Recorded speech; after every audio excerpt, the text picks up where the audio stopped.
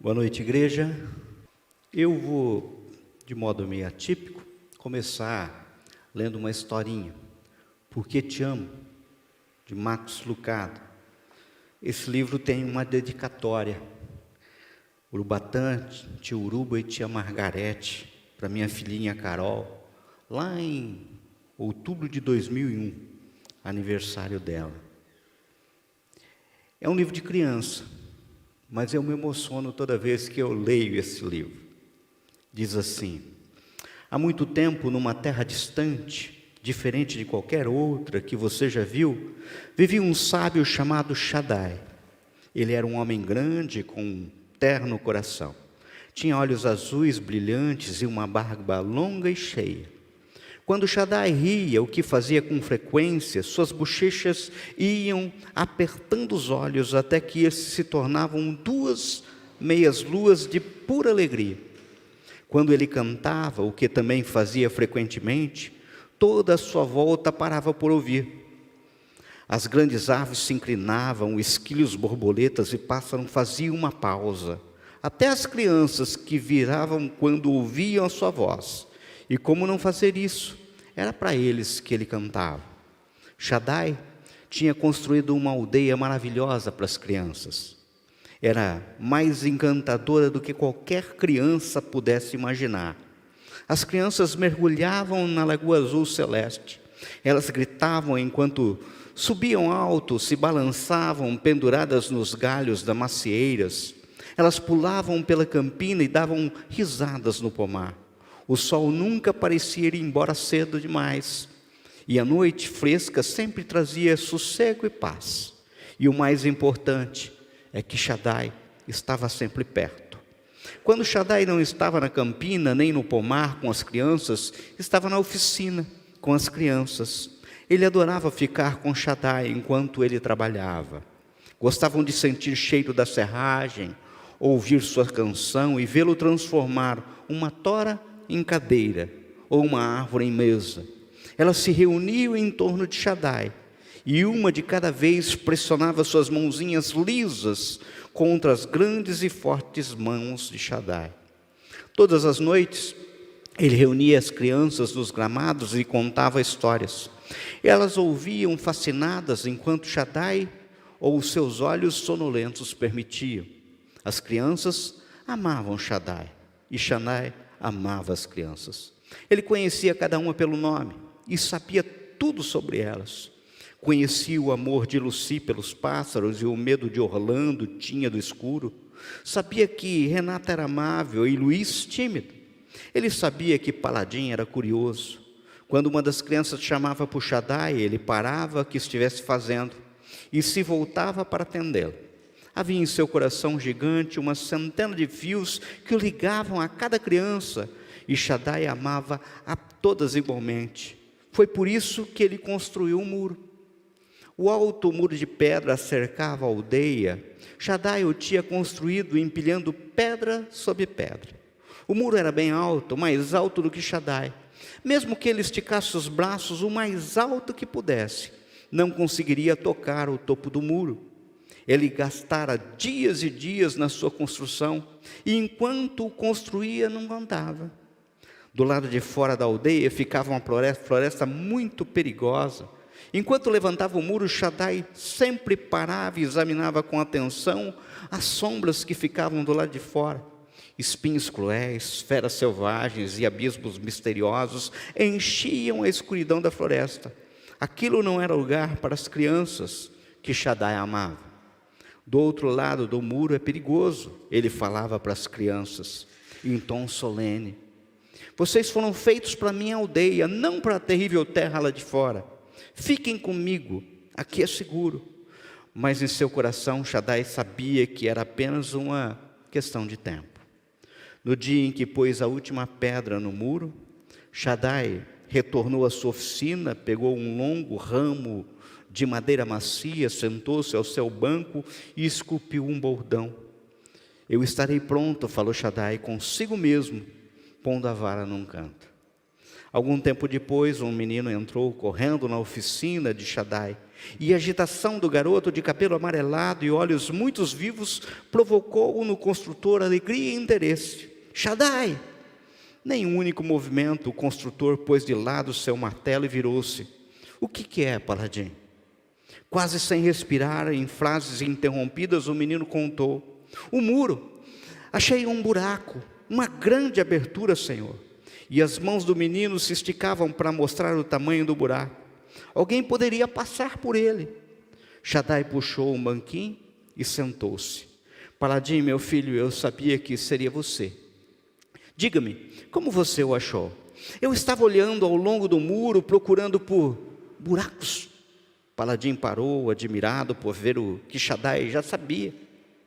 Sim, eu estava procurando buracos. Assim você poderia ver a floresta lá fora. Eu estava curioso, Shaddai, queria saber por que você não nos deixa ir até lá. O que há de tão mal? Shaddai fez um gesto chamando o menino para perto dele. Quando Paladim se aproximou, o construtor tomou sua pequena face nas mãos e levantou-a de modo que o menino pudesse olhar diretamente nos seus olhos. A insistência daquele olhar fez gelar o estômago de Paladim. Ouça-me, Paladim, as terras lá fora não são para você, nem são para mim. Uma excursão pela floresta lhe faria mal.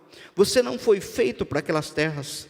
Deixe que seus pés o levem a muitos lugares onde você possa ir, não a um lugar onde não possa. Se você sair daqui, não achará o caminho de volta. Então, vai tapar a fenda? Perguntou Paladim suavemente. Não, Paladim, eu deixarei a fenda porque amo muito vocês. Mas você disse que não quer que nós saiamos daqui. Não quero que vocês saiam. Quero que fiquem aqui comigo, mas fiz a abertura quando construí um muro. Mas se você não fechar o muro, disse Paladim, as crianças poderão sair. Eu sei, Paladim, mas quero que as crianças fiquem porque elas querem ficar, não porque têm que ficar. Paladim não entendeu, sentindo-se pouco à vontade, retirou-se. Precisava pensar sobre o que Shaddai tinha dito. Ao sair para a claridade do dia, o menino voltou a olhar para dentro da oficina. Lá estava Shaddai, sentado, inclinando para trás, vigiando. Paladim estava confuso.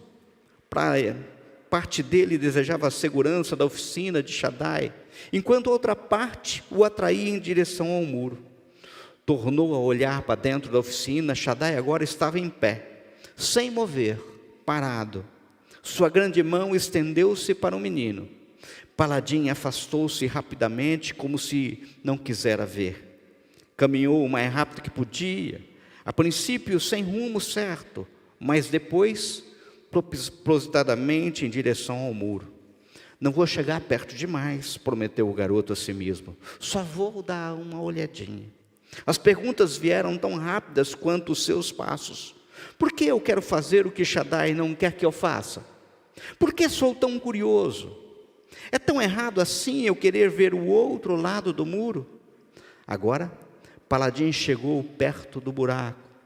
Sem parar para refletir, ele se deitou de bruços, contorceu-se através da brecha o suficiente para fazer passar sua cabeça para o outro lado. Darei apenas uma olhadinha, disse consigo mesmo. O que poderia haver de errado nisso? Shaddai contou que fez o buraco porque nos ama. Eu quero saber o que ele está escondendo de mim.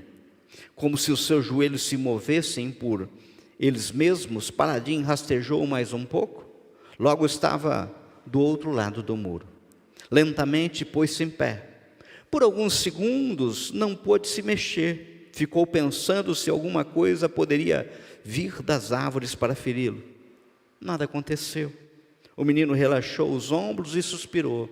Não é tão mal, pensou em voz alta. É agradável aqui fora. O que deixa Shaddai preocupado? Paladim começou a andar para dentro da floresta. Os ramos estalavam debaixo dos seus pés descalços. Flores cheirosas perfumavam o ar. Não vejo nenhuma criatura assustadora, pensou o garoto. As árvores eram tão cheias de galhos que ele mal podia ver o céu. Apenas alguns passos para dentro do bosque, ele disse em voz alta: só para ver como é. Após uma dúzia de passos, Paladin parou. Ele gostou da selva. Não há nada a temer aqui. Pela primeira vez em sua vida, ele acreditou que Shaddai estava errado. Espere, só até eu contar para os outros. E ele se virou para voltar através do buraco, mas o buraco havia desaparecido. Paladin parou, olhou atentamente, tudo o que viu foi sólido muro. Correu para ele, será que encontraria ali marcas que tinha deixado ao rastejar? Ou ela estaria em outro lugar? Ele não conseguia se lembrar, correu uma dúzia de passos em uma direção, uma dúzia de passos noutra direção e nada. De repente ouviu um estranho ruído na floresta atrás de si. Virou-se, mas não viu nada. Olhou para dentro da floresta, agora aquele bosque estava longe de parecer amigável. Era escuro e ameaçador, como se estivesse a ponto de destruir Paladin. Desesperadamente o menino examinou o muro. Ele não conseguia escalá-lo, não poderia atravessá-lo, não havia caminho para casa. Se você sair daqui, não achará caminho de volta. Ele se lembrava das palavras de Shaddai. Os olhos do menino estavam arregalados de medo. Ele sentou-se no chão, apertou os joelhos contra o peito e começou a chorar. Encolhido ali, solitário e assustado, Paladin lembrou-se de algo mais que Shaddai sempre dizia: eu amo muito vocês. Ele me amaria o suficiente para vir me procurar? Ponderara o menino. Ele me ouviria se eu o chamasse? Shaddai, Shaddai, sinto muito não ter atendido o que você dizia, por favor, venha me ajudar.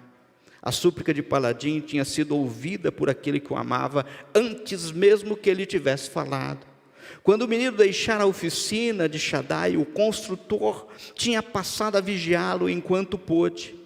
Quando Paladin estava fora da sua vista, Shaddai voltara, não para retomar o seu trabalho, mas para tirar o avental. Pendurou as ferramentas na parede, foi até o canto, apanhou o bordão, aquele que tinha feito quando terminou de construir o muro. Antes mesmo de Paladin se aproximasse do muro, Shaddai já tinha deixado a oficina. Antes mesmo de Paladin pedisse socorro, Shaddai já estava a caminho para ajudá-lo. Antes mesmo que o buraco do muro fosse fechado, Shaddai já tinha aberto outro. Suas fortes mãos arrastavam as rochas para fora até que pudesse olhar para dentro da floresta. Com o bordão ao lado, Shaddai rastejou através do buraco, deixou a aldeia que construíra e saiu em busca do menino.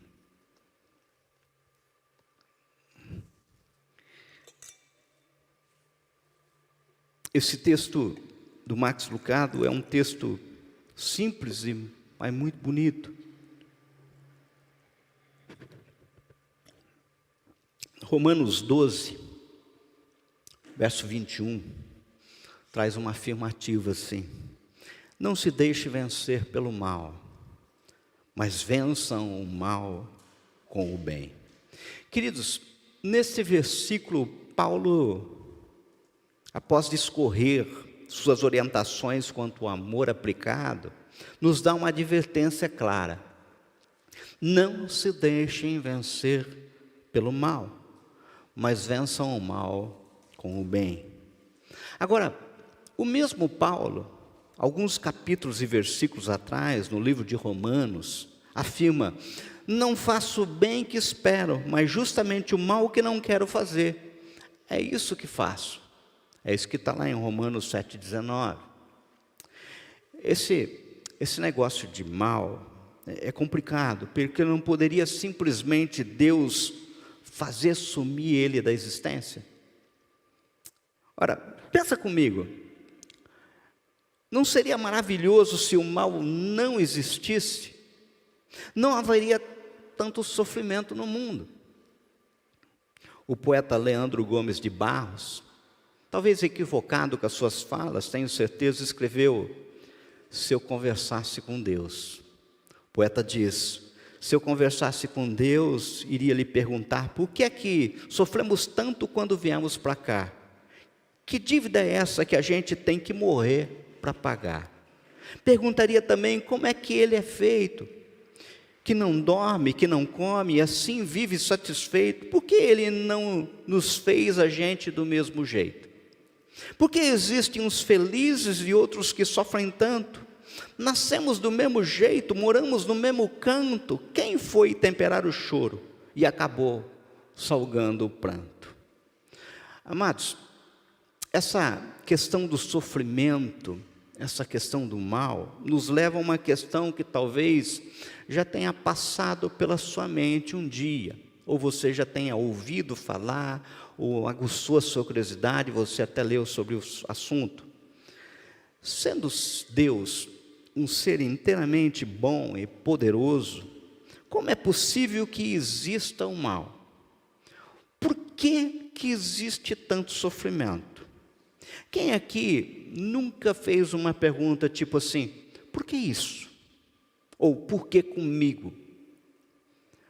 Tanto na teologia quanto na filosofia, chamamos essa questão de o problema do mal. Vejam, a Bíblia é categórica em afirmar que Deus é um ser inteiramente bom. A gente poderia buscar vários versículos, eu anotei alguns aqui. Quem não ama não conhece a Deus, porque Deus é amor. Está lá em 1 João 4,8. O Senhor é justo em todos os seus caminhos e bondoso em tudo que faz. Está no Salmo 145,17. Esta é a mensagem que dele ouvimos e transmitimos a vocês. Deus é luz, nele não há treva alguma. 1 João 1,5. Também nós temos na Bíblia afirmações de que Deus é todo-poderoso. A gente pode encontrar vários versos a respeito disso. Ele tirou com a sua mão forte, com o seu braço poderoso, o seu amor dura para sempre. Está lá no Salmo 136,12. Sua sabedoria é profunda, seu poder é imenso. Quem tentou resistir-lhe saiu ileso. Está lá em Jó 9,4.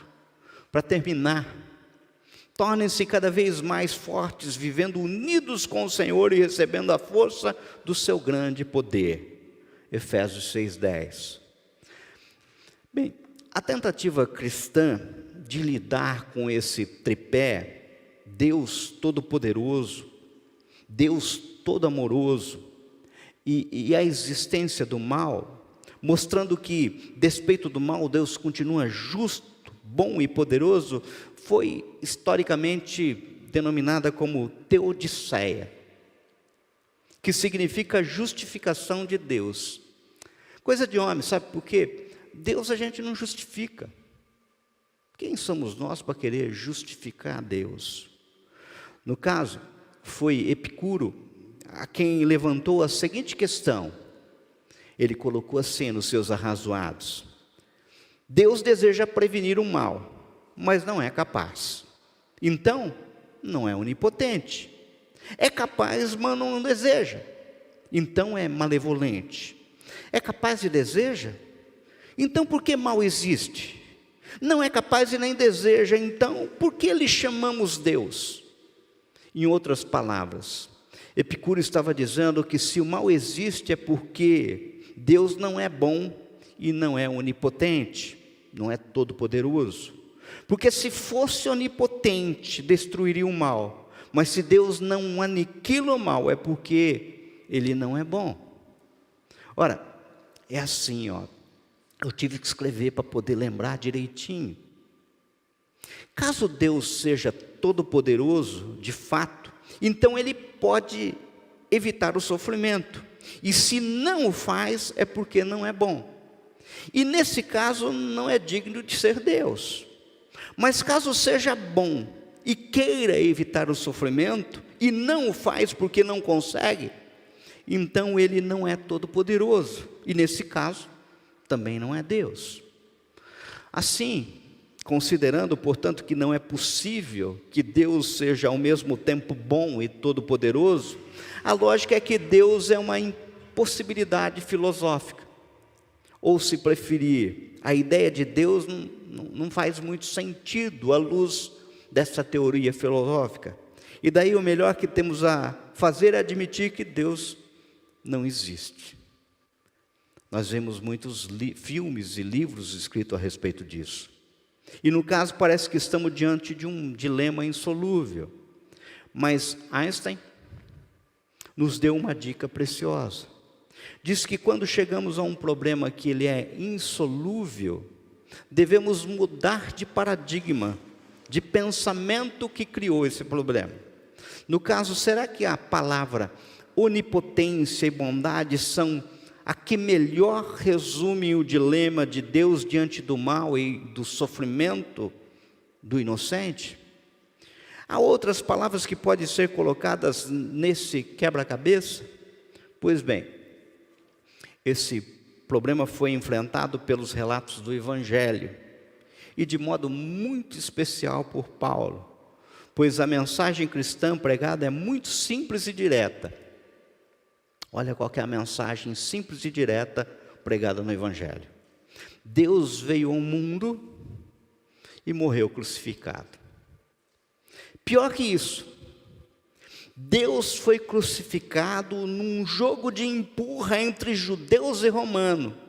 E isto, pasmem, diferentemente dos outros deuses, o Deus cristão foi morto não por deuses mais poderosos, mas por homens. Complicado isso, né? Queridos, entenda, isso é uma loucura, pois sendo Deus, jamais poderia ser morto por mãos humanas. E sendo Deus onipotente, jamais poderia mesmo ser morto. Portanto, estamos diante de um dilema semelhante ao proposto por Epicuro. Deus era uma impossibilidade filosófica. Foi então que Paulo, inspirado pelo Espírito Santo, tenho certeza, escreveu assim, Filipenses 2, 5 a 11. Seja a atitude de vocês a mesma de Cristo Jesus, que embora sendo Deus, não considerou que ser igual a Deus era algo que devia apegar-se, mas esvaziou-se a si mesmo, vindo a ser servo, tornando-se semelhante aos homens. E sendo encontrado em forma humana, humilhou-se a si mesmo e foi obediente até a morte, e morte de cruz. Por isso, Deus o exaltou à mais alta posição, lhe deu o nome que está acima de todo nome, para que o nome de Jesus se dobre todo o joelho, nos céus, na terra e debaixo da terra, e toda língua confesse que Jesus Cristo é o Senhor, para a glória de Deus Pai. Queridos, a resposta dada por Deus através de Paulo é que, antes de vir ao mundo, ao encontro dos homens, Jesus, sendo Deus, esvaziou-se de si mesmo, ou seja, esvaziou-se de sua onipotência, isto é, abriu mão do exercício de sua onipotência e por amor deixou-se matar por eles. Veja, preste atenção, eu disse que Deus abriu mão do exercício da onipotência, não que ele abriu mão da onipotência, porque ele é onipotente e sempre será onipotente. Em suma, o apóstolo Paulo admitia que era possível pensar em Deus sem considerar binômio bondade e onipotência, optou pela palavra amor, assim como o apóstolo João, que afirmou que Deus é amor. Olhem para mim, entenda, Jesus de Nazaré foi Deus encarnado na forma de amor, e não Deus encarnado na forma de onipotência. Isso faz todo sentido. Um Deus que viesse ao encontro das pessoas em traje onipotente, chegaria para se impor e reivindicar obediência irrestrita, e impressionando pela sua majestade, sua força e poder iguais. No entanto, dá uma olhadinha em Jesus. Nasceu como homem, de uma mulher, numa manjedoura, numa estrebaria. Não foi num palácio. Quando andou por nós, não andou montado num garboso cavalo branco, andou num jumentinho. Não chamou para si um grande exército, mas 12 loucos que o acompanhavam, que se fosse passar por um exame de seleção, não passariam. Esse era Deus, humilde. Amados, entenda, o que constrange as pessoas a viver para Deus é o amor de Deus, demonstrado na morte de Jesus na cruz, e nunca o poder de Deus. Ele não nos constrange com o seu poder, embora o tenha, ele nos constrange com o seu amor.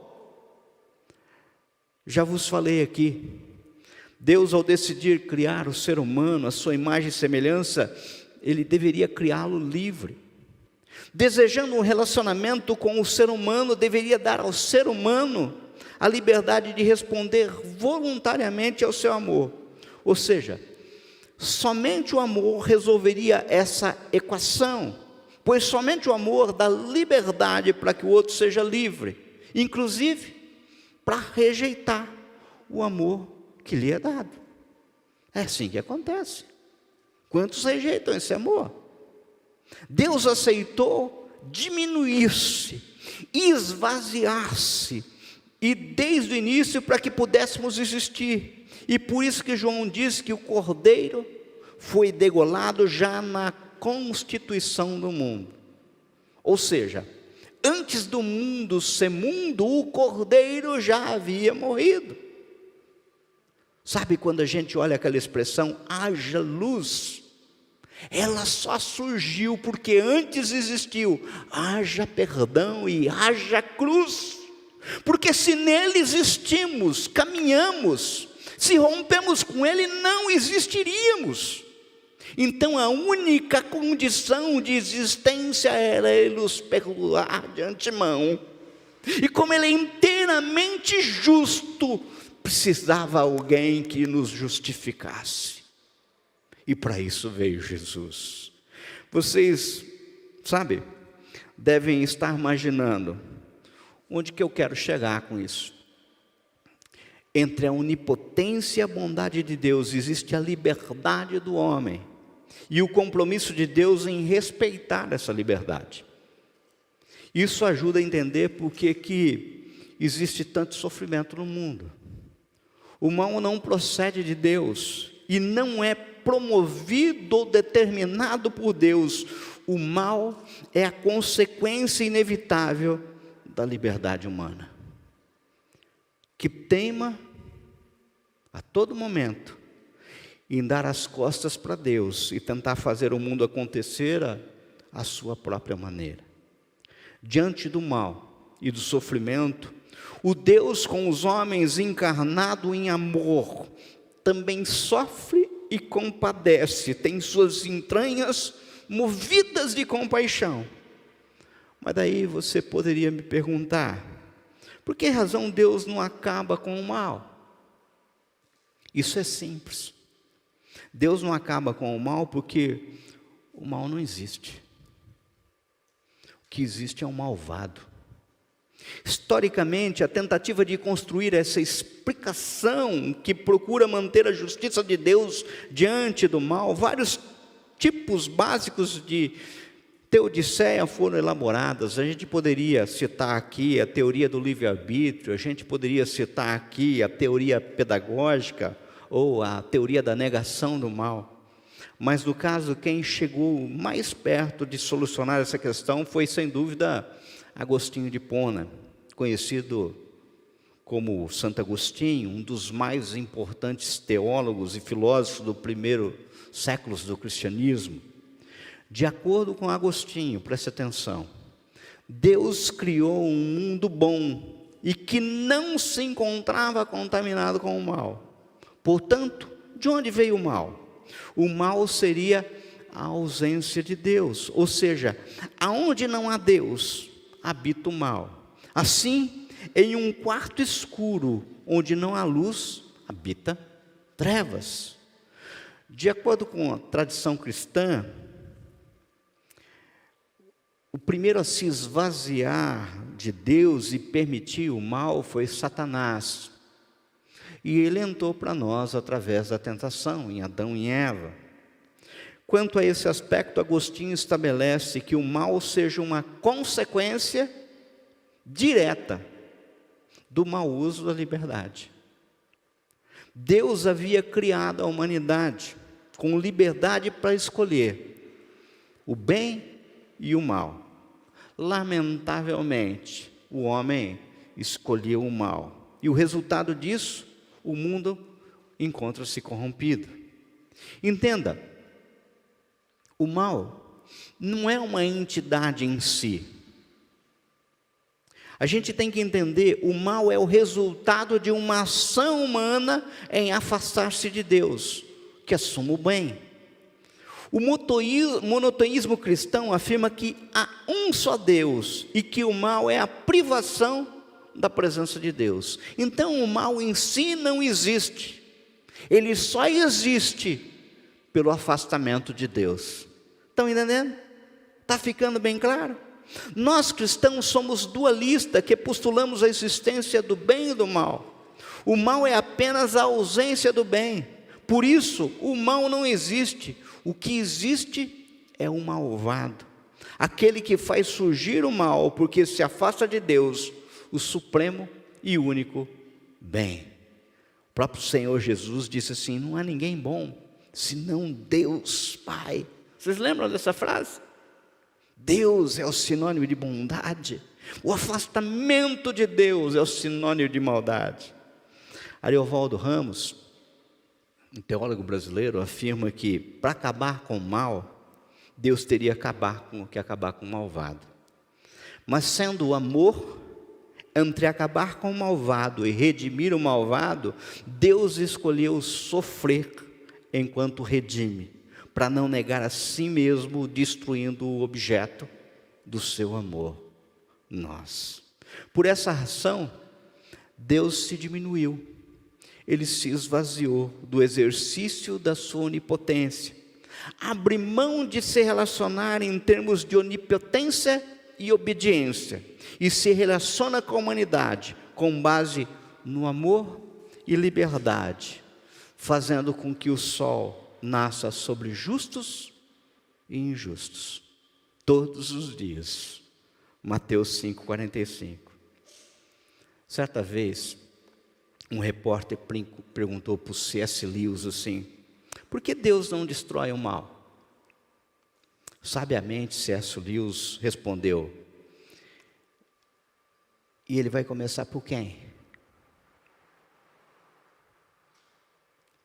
Na resposta de Lewis está implícita a ideia de que se Deus decidisse aniquilar o mal, ele teria que exterminar toda a raça humana. Por todos tem maldade alojadas no coração. E não sou eu que estou dizendo. Olha o que está escrito em Romanos 3, 10, 12. Não há nenhum justo, nenhum sequer. Não há ninguém que entenda, ninguém que busque a Deus. Todos se desviam e tornaram-se justamente inúteis. Não há ninguém que faça o bem. Não há um sequer.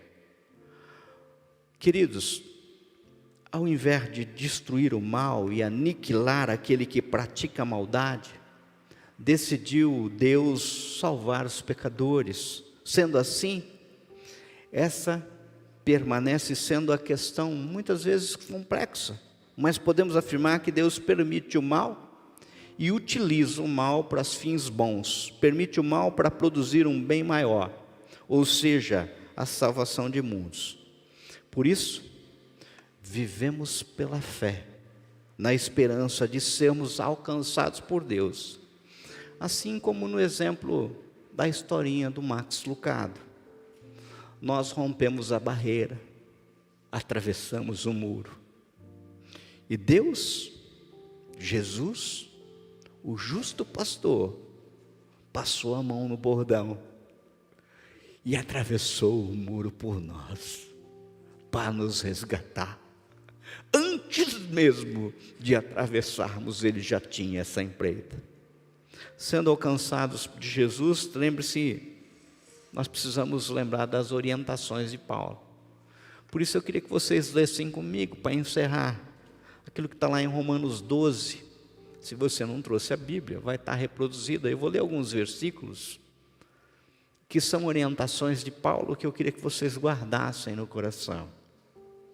Verso 2 diz assim: não se amoldem ao padrão desse mundo, mas transforme-se pela renovação da sua mente, para que sejam capazes de experimentar e comprovar qual a boa, agradável e perfeita vontade de Deus. Pula um pouquinho, verso 7. Se o seu dom é servir, sirva.